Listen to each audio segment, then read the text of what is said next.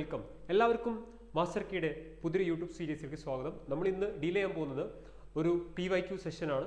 PYQ session എന്ന് പറഞ്ഞാൽ നമുക്കറിയാം എല്ലാവരും പ്രതീക്ഷിച്ചിരിക്കുന്ന, എല്ലാവരും ഫോക്കസ് ചെയ്യുന്ന ഒരു പ്രധാനപ്പെട്ട പോസ്റ്റായിട്ട് ബന്ധപ്പെട്ടാണ് പോകുന്നത്. നമ്മൾ ഇന്ന് ഡിസ്കസ് ചെയ്യാൻ പോകുന്ന എക്കണോമിക്സ് ആണ് സബ്ജക്റ്റ്. നിങ്ങൾക്ക് അറിയാം, എൻ്റെ പേര് ദർവീഷ്. നമ്മൾ ഇന്ന് ഡീൽ ചെയ്യാൻ പോകുന്ന കാര്യം എന്ന് വെച്ചിട്ടുണ്ടെങ്കിൽ VFA ആണ്. VFA ഓക്കെ, ഒരു LD ലെവൽ തന്നെയാണ് VFA എന്ന് പറയുന്നത്. VFAയിലെ എക്കണോമിക്സ് എന്ന് പറയുന്നതിൻ്റെ ഒരു ഇമ്പോർട്ടൻസിനെ കുറിച്ചും അതിൻ്റെ PYQസിനെ കുറിച്ചാണ് നമ്മൾ പറയുന്നത്. നിങ്ങൾക്ക് ഇവിടെ കാണാൻ പറ്റും VFAയുടെ കാര്യത്തിൽ നമുക്ക് 5 മാർക്കാണ് നമുക്ക് ധനതത്വശാസ്ത്രം എന്ന് പറയുന്നത് എക്കണോമിക്സ് ആണ് ഇതിന്ന് ചോദ്യം ചോദിക്കുന്നത്. അപ്പോൾ ഈ 5 മാർക്കിന് നമ്മുടെ സിലബസിൽ എന്തൊക്കെ കാര്യങ്ങളുണ്ട് നോക്കിയേ. അതായത് ഇന്ത്യയുടെ സാമ്പത്തിക രംഗം, ഇന്ത്യയുടെ സമ്പദ്ഘടന സ്ഥിരമായിട്ട് നമുക്കറിയാം LDയുടെ അതേ സിലബസ് തന്നെയാണ്. പഞ്ചവത്സര പദ്ധതികൾ അല്ലേ, പിന്നെ പ്ലാനിംഗ് കമ്മീഷന്, നീതി ആയോഗ് ഒരുമിച്ച് പഠിക്കേണ്ടതാണ്. പ്ലാനിംഗ് കമ്മീഷൻ, നീതി ആയോഗും. നവസാമ്പത്തിക പരിഷ്കാരങ്ങൾ 1991 നമ്മളെ ഉദാരവൽക്കരണം, ആഗോളവൽക്കരണം, സ്വകാര്യവൽക്കരണം അതിന്റെ ഭാഗമായിട്ട് വന്ന നവസാമ്പത്തിക പരിഷ്കാരങ്ങൾ, ധനകാര്യ സ്ഥാപനങ്ങൾ, ബാങ്കൊക്കെ ആയിട്ട് ബന്ധപ്പെട്ട കാർഷിക വിളകൾ, ധാതുക്കള്, ഹരിത വിപ്ലവം. ഇതാണ് ഈ ഒരു ചെറിയ സിലബസ് ആണ്. പക്ഷെ നമുക്ക് ഈ ചെറിയ സിലബസ് നമ്മൾ വൃത്തിക്ക് പഠിച്ചു കഴിഞ്ഞാൽ നമുക്ക് ഇതിലെ ഈ 5 മാർക്കും ഈസി ആയിട്ട് കിട്ടും എന്നുള്ളതാണ് മനസ്സിലാക്കേണ്ടത്. അപ്പോൾ ഇനി വരാൻ പോകുന്ന VFAയും അതുപോലെ LDക്കൊക്കെ നമുക്ക് വളരെ ഉപകാരപ്രദമായ ഒരു സെഷനാണ് ഇത്. അപ്പോൾ എല്ലാവരും കംപ്ലീറ്റ് കാണാം, ശ്രദ്ധിക്കുക. PYQs ഏതൊക്കെ ഭാഗത്തു നിന്നാണ് ചോദിക്കുന്നുള്ളത് കൃത്യമായിട്ട് അറിഞ്ഞിരിക്കുക, ഒരു ഐഡിയ ക്രിയേറ്റ് ചെയ്യാം. ഓക്കെ, നമുക്ക് വരാം ക്ലാസ്സിലേക്ക്, അല്ലെങ്കിൽ നമ്മുടെ സെഷനിലേക്ക് വരാം. ഇവിടെ കാണാൻ പറ്റുന്ന ചോദ്യം നോക്കാം. ഇന്ത്യയിലെ കാണാൻ പറ്റുമെന്ന് വിചാരിക്കുകയാണ്, ഇന്ത്യയിലെ ഹരിത വിപ്ലവത്തിന്റെ ഭാഗമല്ലാത്ത പ്രസ്താവന ഏത്? നമുക്കറിയാം ഇന്ത്യയുടെ ഹരിത വിപ്ലവം, ഗ്രീൻ റവല്യൂഷൻ എന്ന് പറയുന്നത്, അതുമായിട്ട് ബന്ധമില്ലാത്ത പ്രസ്താവന ഇതിലുണ്ട്. അത് കണ്ടെത്താനാണ് പറഞ്ഞിട്ടുള്ളത്. നമുക്ക് വായിച്ചു നോക്കാം. ഒന്ന്, ആധുനിക സാങ്കേതിക വിദ്യ ഉപയോഗിച്ച് കാർഷിക ഉൽപ്പാദനത്തിൽ വൻ വർധനവ് സൃഷ്ടിച്ചു. ഒന്നാം സ്റ്റേറ്റ്മെന്റ് അതാണ്. രണ്ടാമത് നോക്കാം, ഭക്ഷ്യോൽപാദന രംഗത്ത് ഇന്ത്യ സ്വയം പര്യാപ്തത കൈവരിച്ചു. രണ്ടാമത്തത്. മൂന്നാമത്തെ, ജലസേചന സൗകര്യങ്ങൾ, അത്യുൽപാദന ശേഷിയുള്ള വിത്തിനങ്ങൾ, രാസവളങ്ങൾ, രാസകീടനാശിനികൾ എന്നിവ വ്യാപകമായി ഉപയോഗിക്കപ്പെട്ടു. ഒന്നാം പഞ്ചവത്സര പദ്ധതി മുതൽ ഹരിത വിപ്ലവം ആരംഭിച്ചു. അല്ലേ, ഇതൊരു അത് ഞാൻ ഇത് മൊത്തം സ്റ്റേറ്റ്മെന്റ് വായിക്കാനുള്ള കാരണം അതാണ്. ഈ മൊത്തം സ്റ്റേറ്റ്മെന്റ് വായിക്കുമ്പോൾ നമ്മളിങ്ങനെ ഓരോ സ്റ്റേറ്റ്മെന്റ് വായിച്ച് ഈ പറയുന്ന ആൻസർ കോഡിലേക്ക് പോകുന്നതിന് നല്ലത് മൊത്തം വായിച്ചു കഴിയുമ്പോൾ നമ്മൾ ഒറ്റ ആൻസർ കോഡിലേക്ക് പോകാൻ പറ്റും. നിങ്ങൾക്ക് അറിയാം, ഒന്നാം പഞ്ചവത്സര പദ്ധതി വർഷപ്പെഴ ഒന്നാം പഞ്ചവത്സര പദ്ധതി നമുക്കറിയാം 1951, 56 അല്ലേ, 51, 56 ഈ സമയത്ത് ഹരിത വിപ്ലവം ആരംഭിച്ചിട്ടുണ്ടോ? ഇല്ല, 60കളിലാണ്. അതുകൊണ്ട് നമുക്ക് ഈ സ്റ്റേറ്റ്മെന്റ് ഭാഗമല്ലാത്ത ഈ സ്റ്റേറ്റ്മെന്റ് തെറ്റാണെന്നുള്ളതാണ് അല്ലെ. ഈ സ്റ്റേറ്റ്മെന്റ് തെറ്റാണ്. അപ്പൊ ഈ സ്റ്റേറ്റ്മെന്റ് തെറ്റാണെന്നുണ്ടെങ്കിൽ കാണാൻ പറ്റും, പ്രസ്താവനകൾ 1, 2, 3 ശരിയാണ്, പ്രസ്താവന 4 ശരിയല്ല. ഞാൻ ഈ ചോദ്യം കണ്ടപ്പോൾ ആദ്യം ഈ ശരിയല്ലതിന്റെ കൂടെ 4 ഉണ്ടോ നോക്കിയത്. ശരിയല്ലതിന്റെ കൂടെ 4 ഉണ്ടോ നോക്കിയാൽ മതി. അപ്പൊ നാലാമത്തെ ഈ പറയുന്നത് എന്തല്ല, ശരിയല്ല. അതുകൊണ്ട് ഇതിന്റെ ആൻസർ എന്താണ്? D ആണ്. അപ്പൊ നിങ്ങൾ മനസ്സിലാക്കേണ്ടത്, എക്കണോമിക്സ് എന്ന് പറയുന്ന ഈ സബ്ജക്ട് പഠിക്കുമ്പോൾ കുറച്ച് ക്രൊണോളജി അല്ലെങ്കിൽ നമ്മൾ കാലാനുസൃതമായിട്ടുള്ള സംഭവ വികാസങ്ങളെ കുറിച്ച് അറിഞ്ഞിരിക്കണം. അതായത് പഞ്ചവത്സര പദ്ധതികൾ, ബാങ്ക് ആയിട്ട് ബന്ധപ്പെട്ട കാര്യങ്ങൾ, ഹരിത വിപ്ലവം, ഇതിനൊക്കെ ഒരു കണക്ഷൻ ക്രിയേറ്റ് ചെയ്ത് കഴിഞ്ഞാൽ നമുക്ക് ഇങ്ങനത്തെ ചോദ്യങ്ങൾ വളരെ ഈസി ആയിട്ട് പെട്ടെന്ന് ഈ ക്രൊണോളജി ചുമ്മാ കറക്കി കുത്തല വേണ്ടത്. നമ്മൾ എന്താക്കണം, ഒരു ഐഡിയ നമ്മൾ ക്രിയേറ്റ് ചെയ്യണം അല്ലേ, ഒരു ഐഡിയ നമുക്ക് ഉണ്ടായിരിക്കണം. അതുണ്ടെങ്കിൽ നമുക്ക് എന്താക്കാൻ പറ്റും, പെട്ടെന്ന് ആൻസറിലേക്ക് എത്താൻ പറ്റും. പഞ്ചവത്സര പദ്ധതി നമ്മൾ ഹരിത വിപ്ലവം, അപ്പോൾ ഇത് ഏത് പഞ്ചവത്സര പദ്ധതി സമയത്താണ് ഹരിത വിപ്ലവം, അപ്പൊ അങ്ങനെ കണക്ട് ചെയ്ത് കഴിഞ്ഞാൽ നമുക്ക് കൃത്യമായിട്ട് കിട്ടും. അപ്പൊ ഇതിന് ഉത്തരം എന്താണ്? D ആണ് അല്ലെ. അടുത്ത നോക്കാം നമുക്ക്. റിസർവ് ബാങ്ക് ഓഫ് ഇന്ത്യയുമായി ബന്ധപ്പെട്ട് 2 പ്രസ്താവനകൾ നൽകിയിരിക്കുന്നു അല്ലെ. 2 RBI ബന്ധപ്പെട്ട് 2 പ്രസ്താവന തന്നിട്ടുണ്ട്.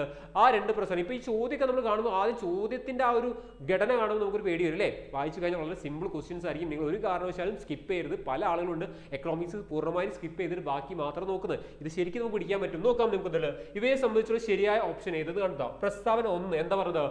റിസർവ് ബാങ്ക് ഓഫ് ഇന്ത്യയുടെ ഒരു പ്രധാന പണനയ ഉപാധിയാണ് റിപ്പോ റേറ്റ് അല്ലെ. Repo rate. അപ്പൊ നിങ്ങൾ ഈ പറയുന്ന റിസർവ് ബാങ്കിന്റെ പണനയ ഉപാധികൾ ഗണപരമായതുണ്ട്, ഗുണപരമായതുണ്ട്. ഗണപരമായതിനാണ് റിപ്പോ റേറ്റ്, CRR, അതേപോലെ നമ്മൾ SLR എന്നൊക്കെ പറഞ്ഞ് പഠിക്കുന്നത്. അപ്പൊ അതൊക്കെ ഈ പറഞ്ഞ ഗണപരമായതാണ്, വളരെ പ്രധാനം. അതിൽ ഏറ്റവും പ്രധാനപ്പെട്ട ആര് തന്നെയാണ്? റിപ്പോ റേറ്റ് ആണ്. അടുത്തത് നോക്കാം. 2024 ഏപ്രിൽ മാസത്തിൽ ചേർന്ന റിസർവ് ബാങ്ക് ഓഫ് ഇന്ത്യയുടെ പണനയ സമിതി റിപ്പോ റേറ്റ് 6.50 അല്ലെ, 6.50 അല്ലെ ശതമാനമായി നിലനിർത്താൻ തീരുമാനിച്ചു. ഈ ഒരു ചോദ്യം എഴുതണമെങ്കിൽ നിങ്ങൾക്ക് ഈ സമയത്തെ പത്രവുമായിട്ടൊരു ബന്ധം ഉണ്ടായാൽ മാത്രമേ നിങ്ങൾക്ക് എഴുതാൻ പറ്റുള്ളൂ. കാരണം റിപ്പോ റേറ്റുകൾ എന്ന് പറഞ്ഞാൽ സ്ഥിരമായിട്ട് ഒരു വർഷം നീണ്ടു നിൽക്കില്ല. ഇത് ഈ പറയുന്ന RBIയുടെ മോണിറ്ററി പോളിസി കമ്മിറ്റി എന്ന് പറഞ്ഞ കമ്മിറ്റി ഉണ്ട്, MPC. ഓക്കെ, ഇവർ കൂടുന്നതിനനുസരിച്ച് എന്ത് ചെയ്യും, ഇവർക്ക് തോന്നിയാൽ മാറ്റും, ചില മാറ്റില്ല, നിലനിർത്താറുണ്ട്. ഓക്കെ, ഇതിന്റെ ഉത്തരം എന്ന് പറഞ്ഞെങ്കിൽ നിങ്ങൾക്കറിയാം, റിസർവ് ബാങ്കിന്റെ ഇതൊരു 1ാമത്തെ പ്രസ്താവന ശരിയാണോ അല്ലയോ? അത് ശരിയാണ്. അപ്പൊ 1ാമത്തെ പ്രസ്താവന ശരിയാണെങ്കിൽ നമുക്ക് പ്രസ്ഥാനം 2 ശരിയല്ല, 1ഉം 2ഉം ശരിയല്ല, ഇത് രണ്ടും ഒഴിവാക്കാം. ഒന്നെങ്കിൽ എ ആയിരിക്കും ആൻസർ അല്ലെങ്കിൽ ബി ആയിരിക്കും ആൻസർ അല്ലേ? ഒന്നെങ്കിൽ എ ആയിരിക്കും അല്ലെങ്കിൽ ബി ആയിരിക്കും ആൻസർ. അപ്പോൾ ഇവിടെ പറയുന്നത് പ്രസ്ഥാനങ്ങൾ 1ഉം 2ഉം ശരിയാണ്, പ്രസ്ഥാനം 1 ശരിയാണ്, 2 ശരിയല്ല. ഓക്കെ, 2 ശരിയല്ലെങ്കിൽ നമുക്ക് ഈ ഡാറ്റ അറിഞ്ഞാൽ മാത്രമേ കിട്ടുള്ളൂ. ശരിക്കും നിങ്ങൾ പത്രം വായിച്ചാൽ നിങ്ങൾക്ക് അറിയാൻ പറ്റും ഈ പറയുന്ന രണ്ടാമത്തെ പ്രസ്താവന ശരിയാണ്. ഇതിന്റെ ഉത്തരം എന്താണ്? പ്രസ്ഥാനങ്ങൾ 1ഉം 2ഉം ശരിയാണ്. അങ്ങനെയാണെങ്കിൽ ഞാൻ ചോദിക്കുന്നു, ഇപ്പോൾ നമുക്ക് നിലവിലെ ഏറ്റവും ഈ ഒരു സമയത്തെ റിപ്പോ റേറ്റ് എന്താണെന്നുള്ളതാണ്. അപ്പോൾ നമ്മൾ നടക്കുക 2025, ശ്രദ്ധിക്കുക, 2025 ഫെബ്രുവരി മുതൽ നമ്മൾ റിപ്പോ റേറ്റ് കുറച്ച് കൊണ്ടുവന്നിട്ടുണ്ട്. ഓരോ 0.25 PPBS, അതായത് കണക്കിലാണ്, പോയിന്റിലാണ് കുറച്ച് വന്നിട്ടുള്ളത്. 0.25. അപ്പോൾ ഈ പറയുന്ന 6.5 എന്നുള്ളത് ഇപ്പോൾ നിലവിൽ നിൽക്കുന്നത് എന്താണ്? 5.50 ആണ്. 5.50 കഴിഞ്ഞ മാസം ജൂണിൽ ചെയ്തു വെച്ച ഡാറ്റ, ജൂൺ ജൂലൈ സമയത്ത് ചെയ്തു വെച്ച ഡാറ്റ പ്രകാരം 5.50 ആണ്. അപ്പം ഇങ്ങനെ പ്രത്യേകം അവർ എടുത്ത് ചോദിക്കും. ഇവിടെ കറക്റ്റ് 2024 ഏപ്രിൽ ചോദിച്ചത്, ഇനി 2025 ജൂൺ ഒക്കെ ചോദിച്ചു കഴിഞ്ഞാൽ ഈ 6.5 എന്നുള്ളത് 5.5 ഒറ്റയടിക്ക് കുറച്ചതല്ല, ഘട്ടമായിട്ട് കുറക്കാൻ നിലനിർത്തുക ചെയ്തിട്ടുള്ളത്. നിലവിലെ ഞാനിപ്പോൾ ഈ ക്ലാസ് എടുക്കുന്ന സമയത്തെ കാര്യം നോക്കുമ്പോൾ 5.50 ആണ് അല്ലേ? അതായത് ഇപ്പം നമ്മൾ ക്ലാസിന്റെ സെഷൻ ഓഗസ്റ്റ് ആണ്. ഓഗസ്റ്റിലെ ഡാറ്റ പ്രകാരം ഇതാണെന്ന് അറിഞ്ഞിരിക്കാം. ഓക്കെ, അപ്പൊ ഇതിന്റെ ഉത്തരം എന്താണ്? എ ആണ് ഉത്തരം. നോക്കാം അടുത്തത്. ഇന്ത്യൻ സമ്പദ്ഘടനയെ സ്വാധീനിച്ച ചില പ്രധാന നയങ്ങൾ താഴെ നൽകിയിരിക്കുന്നു അല്ലേ? അത് ഇന്ത്യയുടെ സമ്പദ്ഘടനയായിട്ട് ബന്ധപ്പെട്ട് കുറച്ച് പ്രധാന നയങ്ങളാണ്. കാലഗണന അനുസരിച്ച് ഇവയുടെ ശരിയായ ക്രമം ഞാൻ പറഞ്ഞല്ലോ, കാലാനുസൃതമായി തരംതിരിക്കാനുണ്ടാവും. അപ്പൊ നിങ്ങൾ ഈ സംഭവ വികാസങ്ങളൊന്ന് ഡേറ്റോ അല്ലെങ്കിൽ വർഷമോ കൂട്ടി നമ്മൾ എഴുതാം. അങ്ങനെ എഴുതി കഴിഞ്ഞ ഒരു ഐഡിയ കിട്ടും. നോക്കാം. ബാങ്ക് ദേശസാൽക്കരണം, നമുക്കറിയാം ബാങ്ക് ദേശസാൽക്കരണം എന്ന് പറഞ്ഞാൽ പ്രധാനപ്പെട്ട ആദ്യ ദേശസാൽക്കരണം നടന്നത് 1969 14 ബാങ്കുകൾ, ഇന്ദിരാഗാന്ധി അല്ലേ, 69 ആസൂത്രണ കമ്മീഷൻ രൂപീകരണം, ഇത് നമുക്കറിയാം 1950 ആണ്. 500, 1000 നോട്ടുകളുടെ നിരോധനം ഓർക്കുന്നുണ്ടല്ലോ അല്ലേ? 2016 ആണ് അല്ലേ? 2016 നവംബർ 8 നമ്മൾ മേരെ പ്യാരെ ദേശവാസി എന്നൊക്കെ കേട്ടിട്ടുണ്ട് അല്ലേ? 2016 ഇനി ഭൂപരിഷ്കരണം ചെറിയ ട്വിസ്റ്റ് ഉണ്ട്. കാരണം ഭൂപരിഷ്കരണം നമ്മൾ 55 കാലഘട്ടം നീണ്ടു പോകുന്നുണ്ട്, കുറെ കാലഘട്ടമായിട്ട് കണ്ടിന്യൂ ചെയ്ത് പോകുന്നുണ്ട്. പോട്ടെ, ഇനി ഭൂപരിഷ്കരണം ഡൗട്ട് അവിടെ നിൽക്കട്ടെ. നമ്മൾ നോക്കുക, ഇതിൽ ഏറ്റവും അവസാനം നടന്ന സംഭവം നിങ്ങൾക്കറിയാം. നമ്മളെ കാലത്ത് നമ്മൾ ജീവിച്ചിരിക്കുന്ന കാലത്ത് ഏറ്റവും നമുക്ക് അവസാനം നടന്നത് എന്താ നമുക്കറിയാം? എന്ത്? 2016 അപ്പം ഈ 3 ലാസ്റ്റ് വരുന്ന ഏതെങ്കിലും ഓപ്ഷൻ ഉണ്ടെങ്കിൽ നോക്കുക ആദ്യം. എന്നാൽ ഇതിനു ശേഷം അല്ലല്ലോ ദേശസാൽക്കരണം, ഇതിനു ശേഷം അല്ലല്ലോ നമ്മൾ പറഞ്ഞ പോലെ എന്ത് ഈ പറയുന്ന ആസൂത്രണ കമ്മീഷൻ വന്നൊന്നും അല്ലേ? അപ്പോൾ ഈ 3 അവസാനമുള്ള ഒരു സ്റ്റേറ്റ്മെന്റ് ഉണ്ടോ നോക്കിയേ, ഒരു കോഡ് ഉണ്ടോ നോക്കിയേ? ഉണ്ട്, നമുക്കുണ്ട്. അതെ, ഇതാണ് കോഡ് അല്ലേ? ബാക്കി ഒന്നിലും 3 അവസാനം ഇല്ല. മൂന്നാമത്തെ സംഭവമാണ് 2016 അതാണ് അവസാനമാണ് സംഭവിച്ചത്. അപ്പൊ 2 ആസൂത്രണ കമ്മീഷൻ 1 കണ്ടോ 1950 നമ്മൾ പറഞ്ഞ പോലെ. 4 രണ്ടാമത്തെ കണ്ടല്ലോ ഭൂപരിഷ്കരണം 55 കാലഘട്ടങ്ങളിൽ അല്ലേ? പിന്നെ 1 69 ദേശസാൽക്കരണം, ഇപ്പോൾ 3 2. അപ്പൊ ഇത് കണ്ടോ, ഇങ്ങനെയും ചെയ്യാം. നിങ്ങൾക്ക് എല്ലാത്തിൻ്റെയും വർഷം അറിഞ്ഞില്ലെങ്കിൽ പോലും ചില കോഡുകൾ നമുക്ക് ചോദ്യകർത്താവ് നിങ്ങൾക്ക് ഒരു ഐഡിയ വെച്ചിട്ട് അല്ലെങ്കിൽ ഒരൊറ്റ സ്റ്റേറ്റ്മെന്റ് വെച്ചിട്ട് കണ്ടെത്താൻ പറ്റും. ഇതാണ് ഇവിടെയുള്ള ഒരു ട്രിക്ക് എന്ന് പറഞ്ഞാൽ. ചില ആളുകൾ ഇത് കണ്ട ഉടനെ തന്നെ വർഷം ഒന്നും അറിയില്ല, കളഞ്ഞു പോകും. അപ്പൊ അത് ശ്രദ്ധിക്കാം. അടുത്ത് നോക്കാം. നൽകിയിരിക്കുന്ന പ്രസ്താവനകൾ ശ്രദ്ധിച്ച് ശരിയായ ഓപ്ഷൻ തിരഞ്ഞെടുക്കുക. നോക്കാം. പ്രസ്താവന 1, സാമ്പത്തിക വളർച്ച കൈവരിക്കുക എന്നത് പഞ്ചവത്സര പദ്ധതികളുടെ പ്രധാന ലക്ഷ്യങ്ങളിൽ ഒന്നായിരുന്നു. ശരിയല്ലേ? ആണ്. നമുക്കറിയാം ഓരോ സമയത്തും പഞ്ചവത്സര പദ്ധതി പ്രഖ്യാപിക്കുന്ന സമയത്ത് ഈ ഒരു വളർച്ച നിരക്ക് പ്രഖ്യാപിക്കും അല്ലേ? ചിലപ്പോൾ നമ്മൾ അത് നേടിയെടുക്കാം അല്ലെങ്കിൽ നേടിയെടുക്കാതിരിക്കാം. എന്തായാലും വളർച്ച ഒരു പ്രധാന ലക്ഷ്യമായിരുന്നു. രണ്ടാമത് നോക്കിയേ. രാഷ്ട്രത്തിന്റെ സാമ്പത്തിക വളർച്ചയ്ക്ക് അടിത്തറ പാകിയതും ത്വരിതപ്പെടുത്തിയതുമായ നിരവധി പദ്ധതികൾ 12 പഞ്ചവത്സര പദ്ധതികളിലൂടെ രാജ്യത്ത് നടപ്പിലാക്കി അല്ലേ? ശരിയാ, നടപ്പിലാക്കിയിട്ടുണ്ട്. ഇത് രണ്ടും ശരിയാണെന്ന് നിങ്ങൾക്ക് അറിയാലോ. രണ്ടും ശരിയാണ്. ഇനി നമ്മുടെ സ്റ്റേറ്റ്മെന്റുകൾ നോക്കാം. പ്രസ്ഥാനം 1ഉം 2ഉം ശരിയാണ്, പ്രസ്ഥാനം 2 പ്രസ്ഥാനം 1ന്റെ വിശദീകരണമാണ് എന്നൊക്കെ പറയുന്നുണ്ട്. അപ്പൊ അത് ശരിയാണോ തെറ്റാണോ എന്ന് അറിയണം. അപ്പം 1ഉം 2ഉം ശരിയാന്നുള്ളത് നമുക്ക് എടുക്കാം. ഇപ്പം പ്രസ്ഥാനം 2 ശരിയാണ്, പ്രസ്ഥാനം 1 ശരിയല്ല, ഇത് വെട്ടാം നമുക്ക്. പ്രസ്ഥാനം 1 ശരിയാണ്, പ്രസ്ഥാനം 2 ശരിയല്ല, ഇത് നമുക്ക് വെട്ടാം. പ്രസ്ഥാനം 1ഉം 2ഉം ശരിയാണ്, പ്രസ്ഥാനം 2ന്റെ പ്രസ്ഥാനം 1ന്റെ വിശദീകരണം. നിങ്ങൾ നോക്കിയ വിശദീകരണം നോക്കിയതിന്റെ, അതായത് നിങ്ങൾ നോക്കിയത് കാണാൻ പറ്റും. വിശദീകരണം നോക്കുമ്പോൾ ഏകദേശം നമുക്കറിയാം ആ വളർച്ചാ നിരക്ക് ഈ പറയുന്ന കാര്യം, അതായത് പ്രസ്ഥാനം 1ഉം 2ഉം ശരിയാണ്, പ്രസ്ഥാനം 1ന്റെ വിശദീകരണമാണ് അല്ലേ? വളർച്ചാ നിരക്ക് ഉണ്ടായത് കൊണ്ടല്ലേ ഇതൊക്കെ നമുക്ക് നേടിയെടുക്കാൻ പറ്റിയത് അല്ലേ? വളർച്ചാ നിരക്ക് ഉണ്ടായത് കൊണ്ടല്ലേ നമുക്ക് ഈ അടിത്തറ പാകാൻ പറ്റിയത്. അപ്പൊ ഇതുകൊണ്ട് ഈ സ്റ്റേറ്റ്മെന്റ് അങ്ങനെ ലോജിക്ക് ഉപയോഗിച്ച് നോക്കാം അല്ലേ? ഒരു 50-50 ആണ്. കാരണം ഇത് നമുക്ക് വെട്ടി ഒഴിവാക്കാം, എയോ ബിയോ എന്നുള്ളതാണ്. ഓക്കെ, അപ്പൊ ഇങ്ങനെ വരുന്ന ഒട്ടുമിക്ക കാര്യങ്ങളിൽ നമ്മൾ വായിക്കുമ്പോൾ എന്തെങ്കിലും കണക്ഷൻ ഉണ്ടെങ്കിൽ അത് ഈ പറഞ്ഞ 1 രണ്ടാമത്തേനെ സപ്പോർട്ട് ചെയ്യുന്നു അല്ലെങ്കിൽ രണ്ടാമത്തേന്റെ ഒരു കണ്ടിന്യൂഷൻ എന്നൊക്കെ ആ ഒരു ലോജിക്ക് ഉപയോഗിച്ച് കഴിഞ്ഞാൽ ഇതിന്റെ ഉത്തരം എന്താണ്? എ ആണ്. ഇതിന്റെ ഉത്തരം എ ആണ്. അടുത്ത ക്വസ്റ്റ്യൻ നോക്കിയേ, ഇതൊരു രസകരമായ ചോദ്യമാണ്, എക്കണോമിക്സിലുള്ള ചോദ്യം തന്നെയാണ്.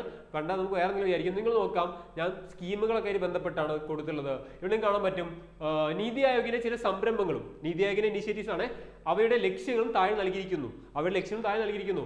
ഓരോ സംരംഭത്തിന്റെയും ലക്ഷ്യത്തെ സൂചിപ്പിക്കുന്ന ഓപ്ഷൻ കണ്ടെത്തുക.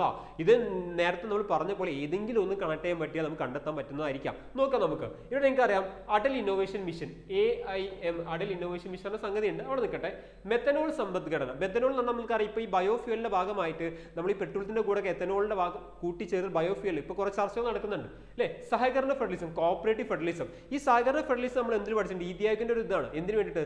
സംസ്ഥാനങ്ങൾ തമ്മിൽ അല്ലെ, സംസ്ഥാനങ്ങൾ തമ്മിൽ ശൂന്യ ക്യാമ്പയിൻ. ഇതൊക്കെ ഇതൊന്നും നിങ്ങൾക്ക് അറിയില്ല, ഇതൊന്നും അറിയില്ല എന്ന് വിചാരിക്കാം. സഹകരണ ഫെഡറലിസം നമ്മൾ പറഞ്ഞു സംസ്ഥാനങ്ങളും കേന്ദ്രം, പ്രത്യേകിച്ച് സംസ്ഥാനങ്ങൾ തമ്മിൽ ഒരു എന്ത് വേണം? കോഓപ്പറേറ്റീവ് ഫെഡറലിസം വേണം. അപ്പൊ അതിന്റെ സംസ്ഥാന പ്രവർത്തനങ്ങളുടെ ഏകോപനം. അപ്പൊ നമുക്കിത് ഇങ്ങനെ ഒന്ന് കണ്ടു ചെയ്തേക്കാം. 3D ആണ്. ഓക്കെ. ഇനി ഇപ്പോൾ പോട്ടെ. ഇവിടെ മെത്തനോൾ എന്ന് പറയുമ്പോൾ എണ്ണ ഇറക്കുമതി ബില്ലിലെ ചെലവ് കുറയ്ക്കുകയാണല്ലോ. ഞാൻ പറഞ്ഞ ഈ പറഞ്ഞ ബയോഫ്യൂലിന്റെ ഭാഗമല്ലേ. അപ്പൊ ഈ പറഞ്ഞ ഇറക്കുമതി ചെലവ് കുറയ്ക്കലല്ലേ ലക്ഷ്യം. അതുകൊണ്ട് 2C ആണ്. ഇനി പോട്ടെ, നമുക്ക് ഈ കോഡ് വെച്ച് നോക്കാം. 3D വരുന്ന ഓപ്ഷൻ ഉണ്ടോ നോക്കാം അല്ലേ. 3Dയോ അല്ലെങ്കിൽ ഈ പറയുന്ന 2C എടുക്കുകയാണ്. ഇത് എല്ലാം 2C ആണ് അല്ലേ. അത് വെച്ച് നമുക്ക് കണ്ടെത്താൻ ബുദ്ധിമുട്ടാണ്. അത് ലോജിക്ക് ഉപയോഗിച്ച് കിട്ടും. 3D ആണെന്ന് അറിഞ്ഞ ഒരാൾക്ക് ഈ ഉത്തരം കണ്ടെത്താൻ പറ്റുന്നതാണ് വലിയ പ്രത്യേകത. ഇവിടെ ഓപ്ഷൻ C നിങ്ങൾ നോക്കുക. 3D, അതായത് ഇങ്ങനെയാണിത് പോകുന്നത് അല്ലേ. ഓക്കെ, ഇതാണ് ഇതിന്റെ ഒരു കോഡ്. അപ്പൊ ഇങ്ങനെയാണ് ഇത് അടൽ ഇന്നോവേഷൻ മിഷൻ, സംരംഭകത്വം, നവീന ആശയ രൂപീകരണം എന്നിവ തിരുത്തപ്പെടുത്തുക. അപ്പം ഇങ്ങനെയുള്ള ഒരു ലോജിക്കിലൂടെ നമുക്ക് പല ഉത്തരങ്ങളും കണ്ടെത്താൻ പറ്റും. ചിലപ്പോൾ നമ്മൾ വായിച്ചിട്ട് പോലും ഉണ്ടാവില്ല. പക്ഷെ ചെറിയൊരു ഒറ്റ പോയിന്റ് ഒരൊറ്റ സംഗതി മാത്രം നമുക്ക് എന്താക്കാൻ പറ്റും? സംഗതി കണ്ടെത്താൻ പറ്റും അറിഞ്ഞിരിക്കുക. ഇത് നോക്കുക. 1991 1991 ഇന്ത്യ നടപ്പിലാക്കിയ പുത്തൻ സാമ്പത്തിക നയവുമായി ബന്ധപ്പെട്ട പ്രസ്താവന, ശരിയായ പ്രസ്താവന നമുക്കറിയാം. 1991 ഞാൻ നേരത്തെ പറഞ്ഞ പോലെ ഉദാരവൽക്കരണം, ആഗോളവൽക്കരണം, സ്വകാര്യവൽക്കരണം ഇതായിട്ട് ബന്ധപ്പെട്ട് നടന്ന സംഗതിയാണ്. സ്വാശ്രയത്വം പ്രോത്സാഹിപ്പിച്ചു, വിദേശ സഹായം പരമാവധി കുറയ്ക്കുക. വിദേശ സഹായം പരമാവധി. ഇതാണോ സ്വാശ്രയത്വം പ്രോത്സാഹിപ്പിക്കുക എന്നുള്ളതാണോ? അല്ലല്ലോ. ഇത് വന്നപ്പോൾ നമ്മൾ പറഞ്ഞ പോലെ രാജ്യങ്ങൾ തമ്മിലുള്ള ബന്ധങ്ങൾ വർദ്ധിച്ചു, കച്ചവടങ്ങൾ കൂടി, വാണിജ്യങ്ങൾ വർദ്ധിച്ചു. അപ്പം ഈ ആഗോളവൽക്കരണം ഈ പറയുന്ന സ്വന്തം ഇങ്ങനെ ഒറ്റക്കെട്ടായിട്ട് ഒരു ക്ലോസ്ഡ് എക്കോണമിയിൽ നിൽക്കാന്നുള്ളതല്ല അല്ലെ. അപ്പൊ ഈ സ്റ്റേറ്റ്മെന്റ് തെറ്റാണ് അല്ലെ. നമ്മൾ പറഞ്ഞത് ശരിയായ പ്രസ്താവനയാണ്. ഇന്ത്യൻ സമ്പദ്ഘടനയെ ഉദാരവൽക്കരിച്ച് ആഗോള കമ്പോളമായി സംയോജിപ്പിച്ചു. ശരിയാണല്ലോ അല്ലെ. ശരിയാണ്. ഉദാരവൽക്കരിച്ച് ആഗോള ആയിട്ട് ബന്ധിപ്പിച്ചു. പൊതുമേഖലാ സ്ഥാപനങ്ങളെ സ്വകാര്യവൽക്കരിക്കുക. ശരിയാണല്ലോ. പൊതുമേഖലാ സ്ഥാപനങ്ങൾ നമ്മൾ പ്രൈവറ്റൈസേഷൻ അല്ലെങ്കിൽ സ്വകാര്യവൽക്കരണ ഭാഗമായിട്ട് നമ്മൾ ചെയ്തിട്ടുണ്ട്. ഇറക്കുമതി പരമാവധി കുറച്ച് തദ്ദേശീയ വ്യവസായ സ്ഥാപനങ്ങൾ സംരക്ഷിച്ചു. ഇറക്കുമതി പരമാവധി കുറച്ച് എന്നുള്ളതാണോ? അത് നമ്മൾ ഇതിന്റെ മുന്നേ ചെയ്ത പരിപാടിയല്ലേ. അതായത് ഈ പറയുന്ന 91 സംഭവങ്ങൾ നടക്കുന്നതിന് മുന്നാണല്ലോ ഇറക്കുമതി കുറച്ചിട്ട് നമ്മൾ ഈ സ്വയം നമ്മളെ തദ്ദേശ സ്ഥാപനങ്ങളെ സംരക്ഷിച്ചു. അപ്പൊ ഇതെന്താണ്? ഇത് തെറ്റാണ്. ഇതും തെറ്റാണ്. അപ്പൊ 1ഉം 4ഉം തെറ്റാണ്. അങ്ങനത്തെ ഒരു പ്രസ്താവന ഉണ്ടോ നമുക്ക്? ശരി ഏതൊക്കെ? 2ഉം 3ആണ് ശരി. അപ്പം പ്രസ്താവന 2, 3 ശരിയാണ്. പ്രസ്താവന 1. ഇതാണ് നമ്മൾ ഉത്തരതാണ് വന്നത്. അപ്പൊ നിങ്ങൾ ശരി നേരെ ഈ പറയുന്ന കോഡിലേക്ക് വരാൻ നിങ്ങൾ എന്താ ചെയ്യേണ്ടത്? നിങ്ങൾക്ക് വായിച്ചിട്ട് ഏതൊക്കെയാണ് ശരി ഏതൊക്കെയാണ് തെറ്റെന്ന് ഏകദേശം ഒരു ഐഡിയ വെച്ച് കിട്ടും. അത് വെച്ചിട്ട് നിങ്ങൾക്ക് ഉത്തരത്തിലേക്ക് എത്താൻ പറ്റും. ചിലപ്പോൾ ഒരു ശരിയെന്നോ ഒരു തെറ്റെന്നോ ഇതിൽ ഏതെങ്കിലും ഒരു സ്റ്റേറ്റ്മെന്റ് നമുക്ക് എത്താൻ പറ്റും അല്ലേ. അങ്ങനെ ലോജിക്ക് വെച്ച് എത്താൻ പറ്റും. ഓക്കെ. അപ്പൊ ആ ഒരു ഐഡിയ ഉണ്ടെങ്കിൽ നിങ്ങൾക്ക് ഈസിയാന്ന് അറിഞ്ഞിരിക്കുക അല്ലേ. ഇപ്പൊ 1 തെറ്റാന്ന് അറിഞ്ഞു വിചാരിച്ചോ. 1 തെറ്റാണ്. വേറെ ഒന്നും നിങ്ങൾക്ക് അറിയില്ല. 1 തെറ്റാണ്. ഒന്നാമത്തെ സ്റ്റേറ്റ്മെന്റ് തെറ്റാണ്. ഒന്നാമത്തെ സ്റ്റേറ്റ്മെന്റ് തെറ്റാണെങ്കിൽ നിങ്ങൾ പ്രസ്ഥാനം 1ഉം 2ഉം ശരിയാണ്. ഇത് തെറ്റായി. പ്രസ്ഥാനം 1 ഈ 1 ശരിയാന്ന് പറഞ്ഞ സ്റ്റേറ്റ്മെന്റ് ഒക്കെ വെട്ടിക്കളയാം. അങ്ങനെ നിങ്ങൾക്ക് ഡിയിലേക്ക് എത്താം. കണ്ടല്ലോ. ഇതാണ് ഞാൻ പറഞ്ഞത്. എക്കണോമിക്സിൽ ഇങ്ങനെ ഒരു ഒറ്റ പോയിന്റ് നമുക്ക് എന്തിലേക്ക് എത്താൻ പറ്റും? ഉത്തരത്തിലേക്ക് എത്താൻ പറ്റും ചില ചോദ്യങ്ങൾക്ക്. നോക്കാം. ചുവടെ തന്നിട്ടുള്ളിൽ നീതി ആയോഗിന്റെ ലക്ഷ്യങ്ങൾ ഉൾപ്പെടുന്ന പ്രസ്താവനകൾ ഏതെല്ലാം? നീതി ആയോഗ് നമുക്കറിയാം 2015 ജനുവരി 1 വന്ന് പ്ലാനിംഗ് കമ്മീഷന് ശേഷം വന്ന സംവിധാനമാണ് നീതി ആയോഗ് അല്ലെ. അപ്പൊ നീതിയായിട്ട് ബന്ധപ്പെട്ട ചോദ്യം എപ്പോഴും ഉണ്ടായിരിക്കും. അതൊരു എവർഗ്രീൻ ക്വസ്റ്റ്യൻ ആണ്. നീതി ആയോഗ് അതുപോലെ പഞ്ചവത്സര പദ്ധതികൾ, പ്ലാനിംഗ് കമ്മീഷൻ, ആസൂത്രണ കമ്മീഷൻ ഇതൊരു എവർഗ്രീൻ ആണ്, എപ്പോഴും ഉണ്ടായിരിക്കും. നോക്കാം. വ്യവസായ സേവന മേഖലയിൽ സർക്കാർ പങ്കാളിത്തം കൂട്ടുക. അങ്ങനെ എന്തെങ്കിലും പഠിച്ചിട്ടുണ്ട് നമ്മൾ നീതി ആയോഗ് തൊട്ട്? ഓർക്കുന്നില്ല. എന്നാൽ അടുത്തേക്ക് വരാം. ആധുനിക സാങ്കേതിക വിദ്യയുടെ സഹായത്തോടെ നഗരങ്ങളെ സുരക്ഷിത ആവാസ കേന്ദ്രങ്ങളാക്കി മാറ്റുക അല്ലെ. അങ്ങനെ പുതിയ ന്യൂ തിങ്ക് ടാങ്ക് ടെക്നോളജിക്ക് ഉപയോഗിക്കാനുണ്ടല്ലോ അല്ലെ. അത് നമുക്കവിടെ പറയാം. പ്രബല മധ്യവർഗത്തെ സുസ്ഥിര സാമ്പത്തിക വളർച്ച നേടാൻ പ്രയോജനപ്പെടുത്തുക അല്ലെ. നമ്മൾ സസ്റ്റൈനബിൾ ആയിട്ടുള്ള ഒരു ഡെവലപ്മെന്റിന് അല്ലെ അതിനെ സപ്പോർട്ട് ചെയ്യുന്നുണ്ടല്ലോ. ഉണ്ട്. അപ്പൊ അതുകൊണ്ട് 3 ശരിയാണ്, 1 തെറ്റാണ്. 1 തെറ്റാണ്, 3 ശരിയാണ്. അപ്പൊ നമ്മൾ എന്താ നോക്കണ്ടേ? 1 തെറ്റാണ്, 1 ഓപ്ഷൻസ് ആദ്യം ഞാൻ വെട്ടട്ടെ. കണ്ടോ? അതായത് വ്യവസായ സേവന മേഖലയിൽ സർക്കാർ പങ്കാളിത്തം ഇങ്ങനെ സംഗതി ഉണ്ടോ? ഇതൊക്കെ നമ്മളിപ്പോൾ ഒഴിവാക്കിയില്ലേ. സർക്കാർ പ്രൈവറ്റൈസേഷൻ ഒക്കെ വന്നപ്പോൾ നമ്മളത് കാര്യമായിട്ട് ഒഴിവാക്കിയില്ലേ. അപ്പൊ ഇതിന് ഉത്തരം എന്താണ്? 2ഉം അതേപോലെ 3 ശരിയായ ഉത്തരം. 2, 3 ശരിയായ ഉത്തരം. കണ്ടോ, ഇവർ ഒറ്റ ഉത്തരത്തിൽ നിന്ന് ഈ ഓപ്ഷൻ വെച്ച് നിങ്ങൾക്ക് എലിമിനേറ്റ് ചെയ്യാൻ പറ്റി. നോക്കാം, ചുവടെ തന്നിട്ടുള്ളിൽ തെറ്റായി ജോഡിയത് ചാണക്യൻ അല്ലെ, അർത്ഥശാസ്ത്രം അല്ലെ, കൗട്ടില്യ ചാണക്യൻ എന്നൊക്കെ പറഞ്ഞാൽ അർത്ഥശാസ്ത്രത്തിന് അയാളുടെ തന്നെയാണല്ലേ, നമുക്ക് ഡൗട്ടില്ല. അമർത്യ സെൻ ക്ഷേമ സാമ്പത്തിക ശാസ്ത്രം, വെൽഫെയർ എക്കണോമിക്സ്, 1998 നൊബേൽ സമ്മാനം എക്കണോമിക്സിന്, വെൽഫെയർ എക്കണോമിക്സ് അല്ലെ. ദെൻ മഹാത്മാഗാന്ധി ട്രസ്റ്റിഷിപ്പ് അല്ലെ, മഹാത്മാഗാന്ധി ആയോജിച്ച ട്രസ്റ്റിഷിപ്പ്. ദാദാഭായ് നവറോജി മിച്ച മൂല്യ സിദ്ധാന്തം. ഇതൊക്കെ ശരിയായില്ലേ?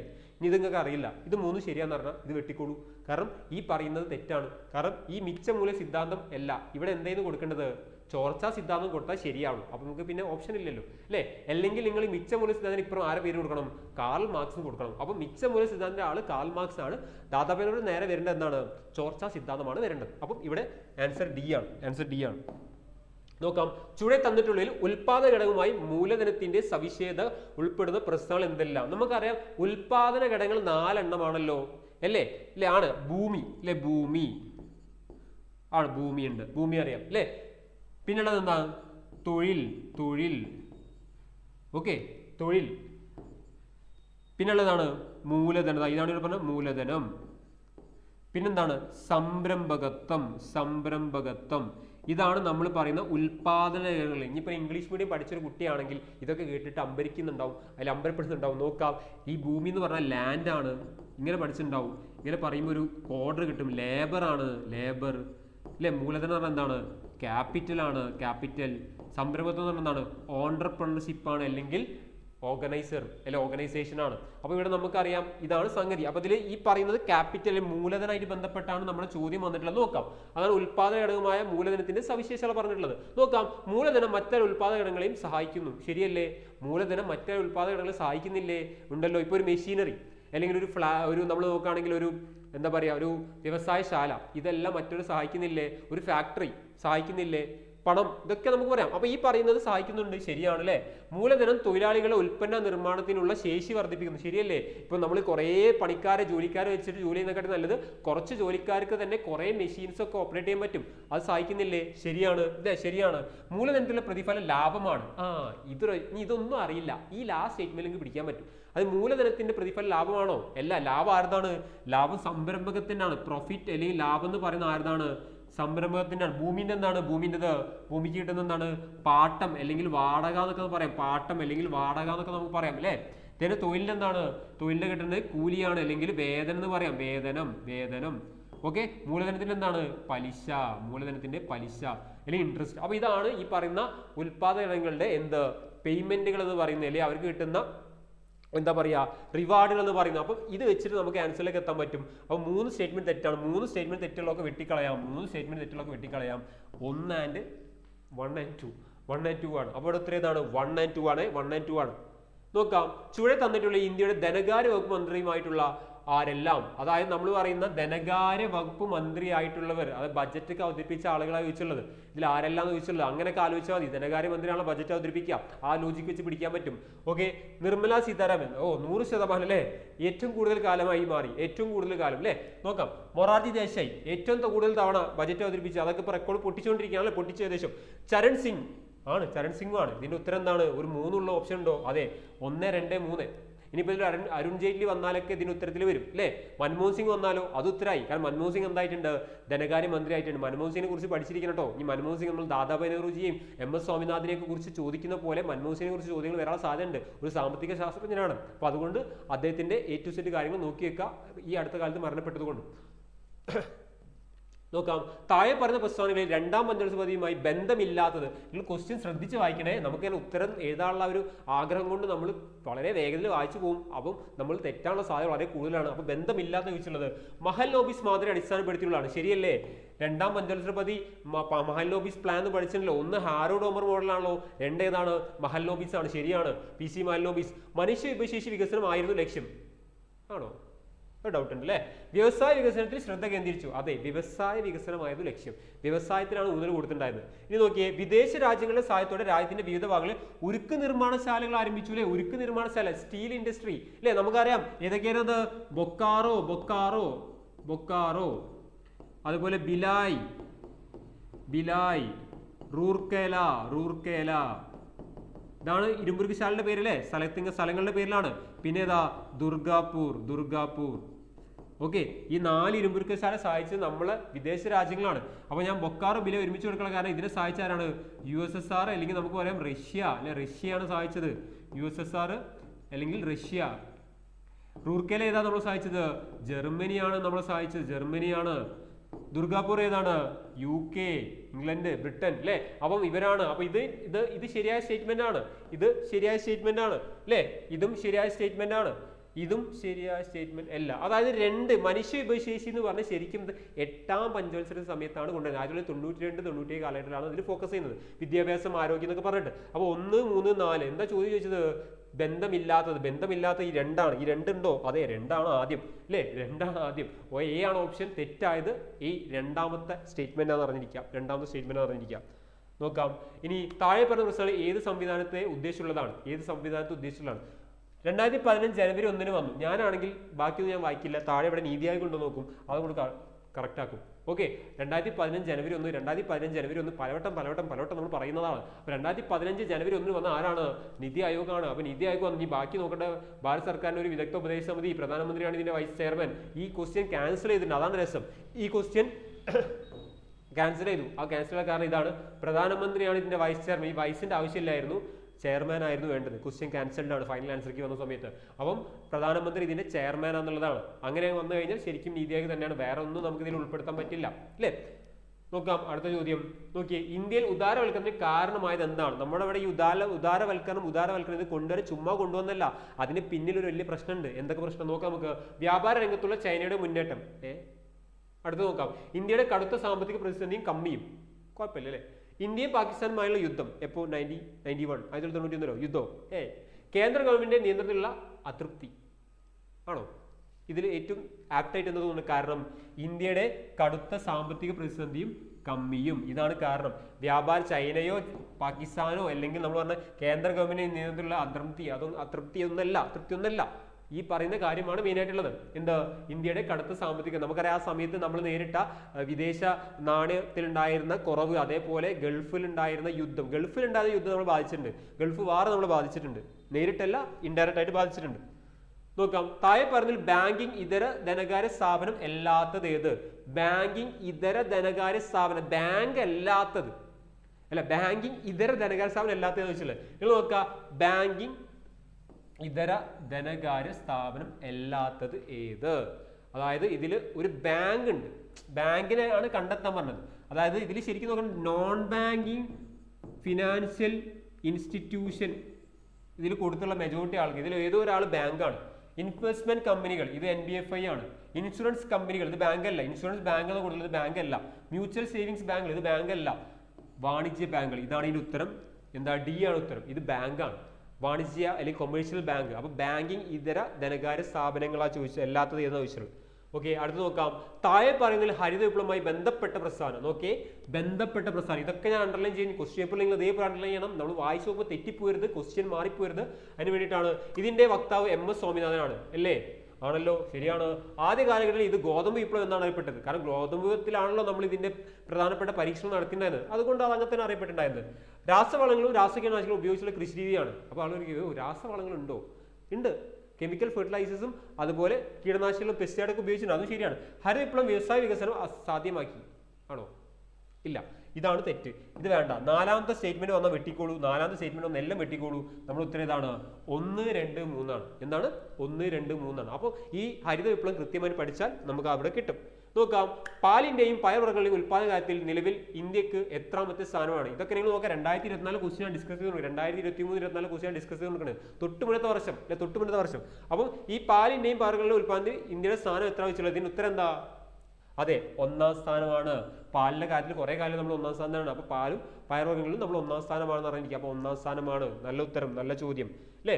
16ാം ധനകാര്യ കമ്മീഷൻ ചെയർമാൻ ആയിട്ട് നിയമിക്കപ്പെട്ടത് ആര്? ഈ അടുത്ത കാലത്ത് അല്ലേ? 16ാം ചെയർമാൻ ഫിനാൻസ് കമ്മീഷൻ, ധനകാര്യ കമ്മീഷൻ. ഇതൊരു ഭരണഘടനാ സംവിധാനം എനിക്കറിയാം. അതിനൊരു ആർട്ടിക്കിൾ ഉണ്ട്. ഏത് ആർട്ടിക്കിൾ നിങ്ങൾ കമന്റ് ചെയ്യട്ടോ. അതായത് ഫിനാൻസ് കമ്മീഷൻ, ധനകാര്യ കമ്മീഷൻ ആർട്ടിക്കിൾ നിങ്ങൾ കമന്റ് ചെയ്യൂട്ടോ താഴെ. അപ്പോൾ ഇതിന്റെ ചെയർമാനായിട്ട് പ്രഖ്യാപിച്ച ആരെയാണ്? അരവിന്ദ് പനഗരിയാണ്. അരവിന്ദ് പനഗരിയെ നമുക്ക് അറിയാവുന്ന ഒരാളാണ് അല്ലേ? ആരാ?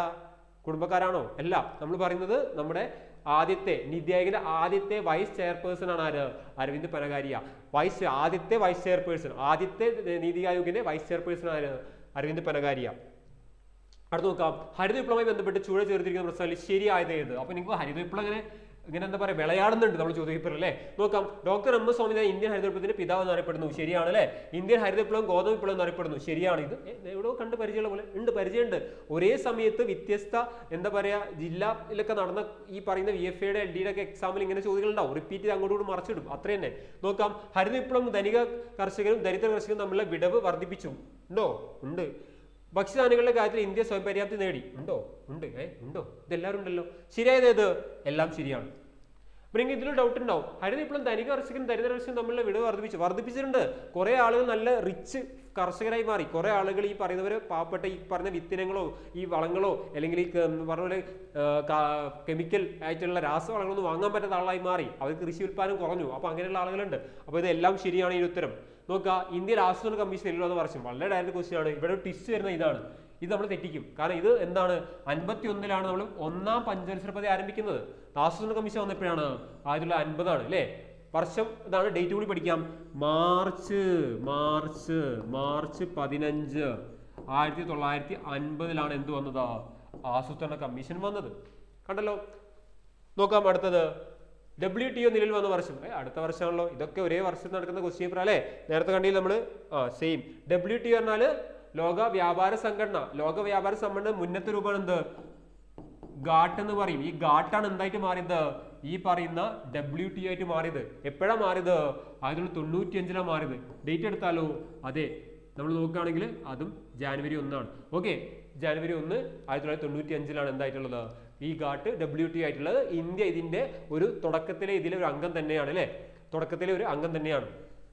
ഇതിന്റെ ഭാഗമായി നടന്നൊരു എഗ്രിമെന്റ് ഉണ്ട്. എന്താണ്? മൊറോക്കോയിൽ, അതായത് ഈ ഒരു WTO എന്ന് പറഞ്ഞാൽ ലോക വ്യാപാര സംഘടന തുടങ്ങാൻ വേണ്ടി നടന്നൊരു കോൺഫറൻസ് ഉണ്ട്. നടന്നത് മൊറോക്കോയിലാണ്. അറിഞ്ഞിരിക്കുക, മൊറോക്കോയിലെ മരക്കേഷ് എന്ന സ്ഥലത്താണ്. മൊറോക്കോ എവിടെ അറിയാലോ? ആഫ്രിക്കയിലല്ലേ.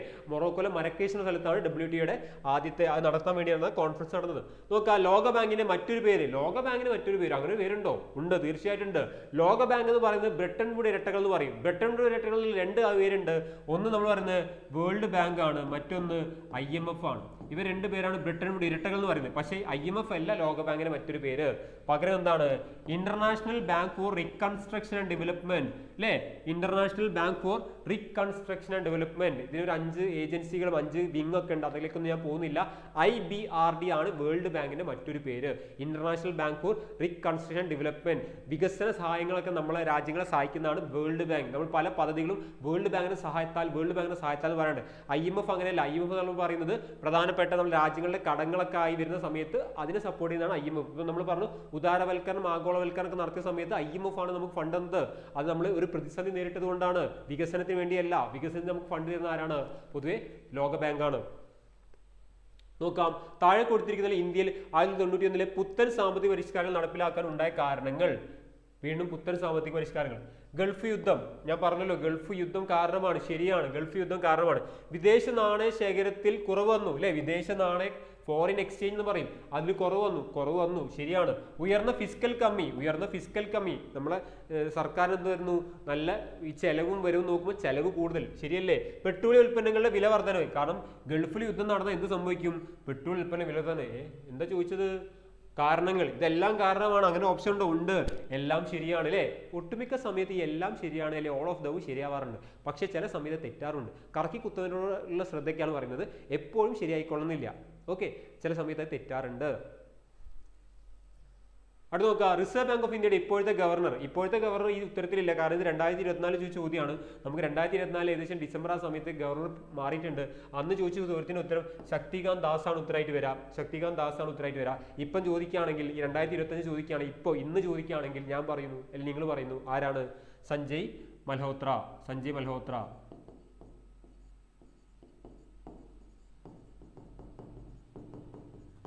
ഓക്കെ, അടുത്തത്. അപ്പം നിങ്ങൾ ഇതൊക്കെ ഇത് ഞാൻ പറയണം, നിങ്ങൾ പരീക്ഷയ്ക്ക് മുന്നേ പോകുമ്പോൾ നിലവിലെ കുറെ കാര്യങ്ങൾ, നിലവിലെ ധനകാര്യമന്ത്രി, നിലവിലെ RBI ഗവർണർ, ഇങ്ങനെയുള്ള കാര്യങ്ങളൊക്കെ നോക്കി പോകണം കേട്ടോ, തീർച്ചയായും നോക്കി പോകണം. അങ്ങനെയുള്ള ചോദ്യങ്ങൾ വരും. നിലവിലെ നൊബേൽ സമ്മാന ജേതാവ്, ഇതൊക്കെ വരാം. നോക്കാം. 2022 മുതൽ കേന്ദ്ര ബജറ്റ് അവതരിപ്പിച്ചത് ആര്? കുറച്ച് കാലങ്ങളായിട്ട് കേന്ദ്ര ബജറ്റ് അവതരിപ്പിക്കുന്നത് നമുക്ക് ആരാന്ന് അറിയാലോ അല്ലേ? ആരാണ്? അതെ, നിർമ്മല സീതാരാമനാണ്. കുറച്ച് കാലങ്ങളായിട്ട് അല്ലേ, അരുൺ ജെയ്റ്റ്ലി ഇതിന് മുന്നേ ആയിരുന്നു. അരുൺ ജെയ്റ്റ്ലിക്ക് ശേഷം പിന്നെ തുടർച്ചയായി അവതരിപ്പിച്ച ആര് തന്നെയാണ്? നിർമ്മല സീതാരാമനാണ്. P. ചിദംബരം അതിന്റെ മുന്നേ ആയിരുന്നു, കോൺഗ്രസിന്റെ സമയത്തായിരുന്നു അല്ലേ.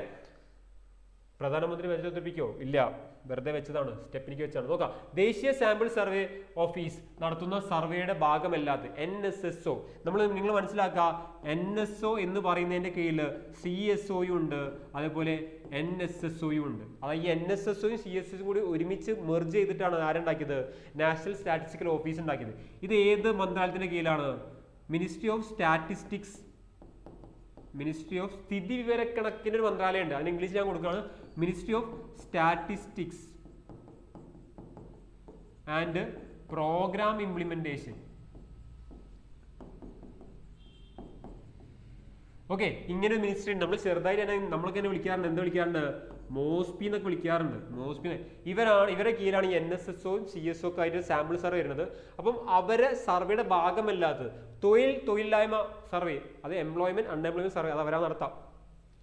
ഉപഭോക്തൃ ചെലവ് സർവേ, കൺസംഷൻ എക്സ്പെൻഡിച്ചർ ആയിട്ട് ബന്ധപ്പെട്ട് അത് അവരെ നടത്താം.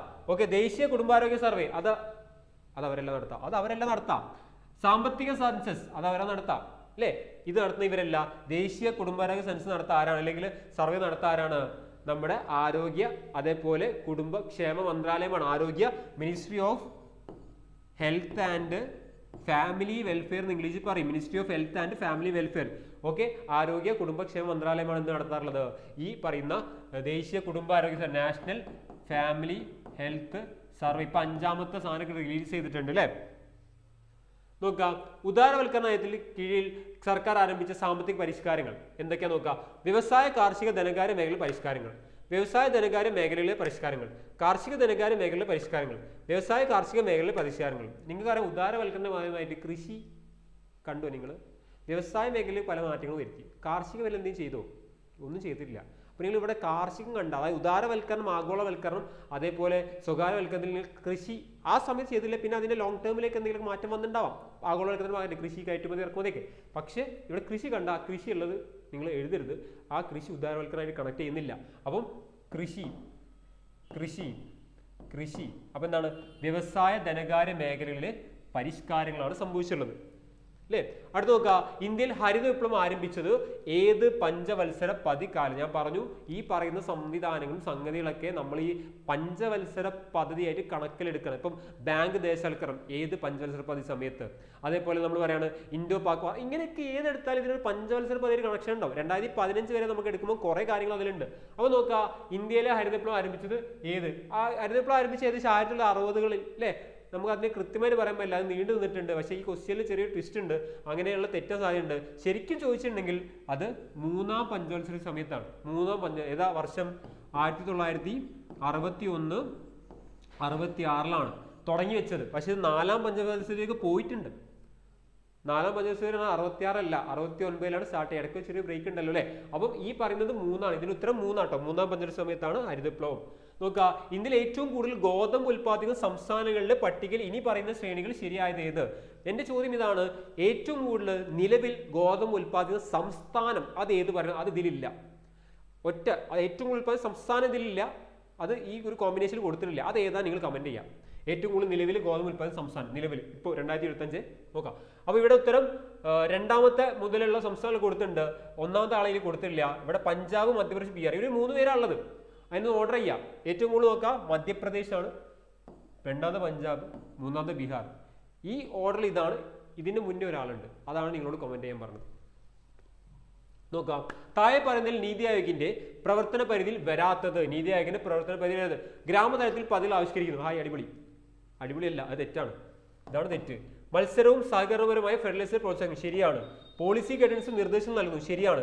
പരിപാടികളും സംരംഭങ്ങളും നടപ്പിലാക്കുന്ന നിരീക്ഷിക്കുകയും വിലയിരുത്തുകയും ചെയ്യുന്നു. ശരിയാണ്. പ്രോഗ്രാം ഇംപ്ലിമെന്റേഷൻ ചെയ്യുന്നുണ്ട്. എന്തല്ല, ഗ്രാമതലത്തിൽ പദ്ധതികൾ ഏതെങ്കിലും ഗ്രാമത്തിൽ നീതിയായി നടപ്പിലാക്കുന്ന പദ്ധതി കണ്ടിട്ടുണ്ടോ? ഇല്ല. ഗ്രാമതലത്തിൽ പദ്ധതി നടപ്പിലാക്കുന്ന ഇവരല്ല, തദ്ദേശ സ്വയംഭരണ സ്ഥാപനങ്ങളും മറ്റ് ഘടകങ്ങളാണ് അറിഞ്ഞിരിക്കുക. നോക്കാം. ഏത് ഇന്ത്യൻ പൊതുമേഖലാ ബാങ്കാണ് അടുത്തിടെ മറ്റൊന്നായി ലയിപ്പിച്ച് ആസ്തിയുടെ അടിസ്ഥാനത്തിൽ ഇന്ത്യയിലെ രണ്ടാമത്തെ വലിയ ബാങ്കായി മാറിയത്? ഇത് 24 ചോദ്യമാണ്. അതായത് ബാങ്കിങ് ലയനം നടന്നിട്ടുണ്ട്. 2017 മുതൽ ആരംഭിച്ചിട്ടുണ്ട് അല്ലെ, 2017 മുതൽ. അപ്പൊ അതിൽ ചോദിച്ചത് ഇപ്പം ഈ പൊതുമേഖലാ ബാങ്കിലെ ഏറ്റവും വലിയ ബാങ്ക് നമുക്കറിയാം ഏതാണ്? പൊതുമേഖലാ ബാങ്കിലെ ഏറ്റവും വലുത് ഏതാണ്? സ്റ്റേറ്റ് ബാങ്ക് ഓഫ് ഇന്ത്യ ആണ്. ഇവിടെ ചോദിച്ചെന്താണ് രണ്ടാമത്തെ വലിയ ബാങ്കായിട്ട് മാറും. ഓപ്ഷൻ നോക്കിയേ, Punjab national bank, Canara bank, state bank of India, bank of Baroda. ഇത് ഒന്നാമത്തെയാണ്, ഇത് രണ്ടല്ല, ഇത് ഒന്നാമത്തെയാണ്. SBI എന്നാണ് ഒന്നാമത്തെയാണ്. രണ്ടാമത്തെ ഏതാണ് നമുക്കറിയാം, അതേതാണ്? അത് മറ്റാരുമല്ല, അത് ബാങ്ക് ഓഫ് ബറോഡയാണ്. Bank of Baroda, bank of Baroda. അല്ലെങ്കിൽ ഞാൻ ബറോഡ എന്ന് കൊടുക്കാം, അതാണ് അതിനൊരു ശരി അല്ലേ. SBI ആണ് ഒന്നാമത്, ഇന്ത്യയിലെ ഏറ്റവും വലിയ ആസ്തിയുടെ കാര്യത്തിൽ ഒന്നാമത് ബറോഡ. ഓക്കെ, ബറോഡയാണ് 2. അങ്ങനെ നമുക്ക് 3 പിടിച്ചാലോ? 3 പിടിക്കാം. മൂന്നാമത്തെ ഏതാണ്? പഞ്ചാബ് നാഷണൽ ബാങ്ക് ആണ്. പഞ്ചാബ് നാഷണൽ ബാങ്ക് ആണ് നാലാമത്തെ പിടിച്ചാലോ? നാലാമത്തത് ഏതാണ്? കാനറ ബാങ്ക് ആണ്. ആസ്തിയുടെ കാര്യത്തിൽ ആസ്തി ശരിക്കും പൊതുമേഖലാ ബാങ്ക് എടുക്കുമ്പോഴാണ് ശരിക്കും ബാങ്കുകൾ ലിസ്റ്റ് ചെയ്യുകയാണെങ്കിൽ SBI കഴിഞ്ഞാൽ രണ്ടാമത്തെ ആരല്ല? ബാങ്ക് ഓഫ് ബറോഡ അല്ല. ഞാൻ ആ ലിസ്റ്റ് ഇട്ടുതരാം. അതായത് നമ്മൾ ബാങ്കുകളുടെ ലിസ്റ്റ് എടുക്കുക. പൊതുമേഖല സ്വകാര്യ മേഖല ഒന്നും തരംതിരിവില്ലെങ്കിൽ ഒന്നാമത്തെ ആള് സ്റ്റേറ്റ് ബാങ്ക് ഓഫ് ഇന്ത്യ, രണ്ടാമത്തെ ആൾ അതൊരു സ്വകാര്യ ബാങ്കാണ്, അത് HDFC ആണ്. മൂന്നാമത്തതും അതൊരു സ്വകാര്യ ബാങ്കാണ്, ICICI. ഓക്കെ, ഇങ്ങനെ തന്നെ അല്ലേ. നാലാമതാണ് പിന്നെ ആര് വരുന്നത്? ബാങ്ക് ഓഫ് ബറോഡ വരുന്നത്. ബാങ്ക് ഓഫ് ബറോഡ ഈ കാറ്റഗറിയിൽ. അപ്പൊ ഇത് രണ്ടും പ്രൈവറ്റ് ആണ്. അതുകൊണ്ടാണ് അഞ്ചാമത് വരുന്നത് ഈ കാറ്റഗറി എടുക്കുകയാണെങ്കിൽ നമ്മൾ പറഞ്ഞത് പഞ്ചാബ് നാഷണൽ ബാങ്ക് ആണ്. ആറാമത്തത് കാനറ ബാങ്ക് ആണ്. ഇങ്ങനെ പോയി ലിസ്റ്റ്, ഇങ്ങനെ പോയി ലിസ്റ്റ്. ഓക്കെ, SBI ലയനം സംഭവിച്ചത് ഈ അടുത്തിടെ നടന്ന ലയനം 2017 2017. ബാങ്ക് ഓഫ് ബറോഡ ലയനം സംഭവിച്ചത് ആരുമായിട്ടാണ്? വിജയ ബാങ്കും അതുപോലെ ദേന ബാങ്കും കൂടി ആരുടെ കൂടെ കൂടി? വിജയ ബാങ്കും ദേന ബാങ്കും ബറോഡയുടെ കൂടെ കൂടി. ഏതാ വർഷം? 2019. ഇതൊക്കെ ഏപ്രിൽ 1 ഇട്ട് കൊടുത്താൽ മതി. സാമ്പത്തിക വർഷം തുടങ്ങും ഏപ്രിൽ 1 ഇട്ട് കൊടുത്താൽ മതി. മന്തും അതുപോലെ മാസവും ഡേറ്റും മറക്കണ്ട, അത് ഏപ്രിൽ 1 ആണ്. ഇത് 2017 ഏപ്രിൽ 1, ഇത് 2019 ഏപ്രിൽ 1. ഈ പറയുന്ന പഞ്ചാബ് നാഷണൽ ബാങ്ക് ഏതൊക്കെ ബാങ്ക് ആയിട്ടുണ്ട്? ഓറിയന്റൽ ബാങ്ക് ഓഫ് കൊമേഴ്സും യുണൈറ്റഡ് ബാങ്ക് ഓഫ് ഇന്ത്യയുമായിട്ട് ലയിച്ചു. യുണൈറ്റഡ് ബാങ്ക് ഓഫ് ഇന്ത്യയുമായി ലയിച്ചു. ഏതാ വർഷം? അത് 2020. ഇനിയുള്ള എല്ലാം 2020 ഏപ്രിൽ 1 ആണ്. ഓക്കെ, കനറ ബാങ്കിന്റെ കൂടെ കൂടിയ ആളാരാണ്? കനറ ബാങ്കിന്റെ കൂടെ കൂടിയ ആള് സിൻഡിക്കേറ്റ് ബാങ്ക് ആണ്. സിൻഡിക്കേറ്റ് ബാങ്ക് ആണ്. അതും 2020 തന്നെയാണ്. 2020 തന്നെയാണ്. ഇനി ഇത് കൂടാതെ നിങ്ങൾ നോക്കിയാൽ കാണാൻ പറ്റും ഇന്ത്യൻ ബാങ്ക് ഉണ്ട്. ഇന്ത്യൻ ബാങ്കിന്റെ കൂടെ കൂടിയ ആളാണ് ആര്? ഇന്ത്യൻ ബാങ്കിന്റെ കൂടെ കൂടിയ ആള്, ഇന്ത്യൻ ബാങ്കിൽ ലയിച്ച ആള് അലഹബാദ് ബാങ്ക് ആണ്. അലഹബാദ് ബാങ്ക് ഇന്ത്യൻ ബാങ്കിന്റെ കൂടെ ലയിച്ചു. അതും 2020 തന്നെയാണ്. അലഹബാദ് ബാങ്കിൽ ലയിച്ചു. ഓക്കെ, ഇനി നമുക്ക് ഇത് കൂടാതെ നമുക്കുള്ള ഒരു ലൈനും കൂടി ഉണ്ട്. അതായത് ഈ പറഞ്ഞ 2020 കാലഘട്ടത്തിൽ നടന്ന ലൈൻ ഉണ്ട്. നമ്മുടെ എന്താ പറയാ bank of India, bank of India അല്ല, നമ്മുടെ എന്താ പറയാ ഇന്ത്യൻ ബാങ്ക്, അതേപോലെ Punjab national bank, union bank of India. Union bank of India. Union bank of India ആരായിട്ട് ലയിച്ചുള്ളത്? Union bank of India. ഇവിടെ നമ്മൾ പറഞ്ഞത് യുണൈറ്റഡ് ബാങ്ക് ആട്ടോ, ഇത് യൂണിയൻ ബാങ്ക് ഓഫ് ഇന്ത്യ ആണ്. യൂണിയൻ ബാങ്ക് ഓഫ് ഇന്ത്യ ലയിച്ചത് ആരായിട്ടാണ്? യൂണിയൻ ബാങ്ക് ആന്ധ്ര ബാങ്കും അതേപോലെ കോർപ്പറേഷൻ ബാങ്കുമായിട്ടാണ് ലയിച്ചിട്ടുള്ളത്. ഓക്കെ, അപ്പോൾ യൂണിയൻ ബാങ്ക് എന്നുള്ള പേരിൽ ഉള്ളത് ഇവർ രണ്ടുപേരും ആരെ കൂടെ കൂടി? Union bank. ഇതും 2020 ബാങ്കിങ് ലൈനെ നോക്കി വെച്ചോളൂ മക്കളെ. മെർജസ് അല്ലെങ്കിൽ കൺസോളിഡേഷൻ നമ്മൾ പറഞ്ഞ 2017, 19, 20 കറക്റ്റ് പഠിച്ചു വെച്ച് ഒരു മാർക്ക് നമുക്ക് അവിടെ സ്കോർ ചെയ്യാൻ പറ്റും. അപ്പോൾ ഇതാണ് ഈ പറയുന്നത്. ഇതിന്റെ ഉത്തരം ഏതാണ്? ഇതിന്റെ ഉത്തരം നമ്മൾ പറഞ്ഞ പോലെ ബാങ്ക് ഓഫ് ബറോഡയാണ്.